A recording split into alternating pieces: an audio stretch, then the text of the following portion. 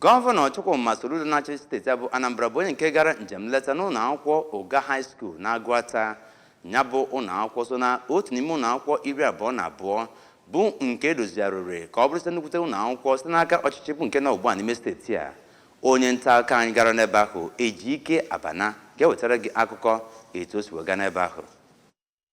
Dịka ọ na-agwa ndị nta akụkọ okwu, Gọvanọ Soludo kwupụtara nnọọ obi aṅụrị ya etu ọrụ si aga na ya bụ ụlọ akwụkwọ, ebe ọ gara n'iru kwuo na ya bụ ọrụ bụ nke a na-enegara anya na a ga-arụsị na ngwụcha afọ a. A chọpụtara abịa na ya bụ ụlọ akwụkwọ, ụfọdụ ụlọ bụ ndị nke a na-arụgharị ebe ụlọ ọnụ ama nakwa ọtụtụ ụlọ ndị ọzọ bụ nnọọ nke a na-arụ n'ike. A chọpụtara n'otu aka ahụ na awago ọwa mmiri dị iche iche ma na-amapụtakwa ụzọ na ya bụ ụlọ akwụkwọ. Ejike Abana maka akụkọ ABS.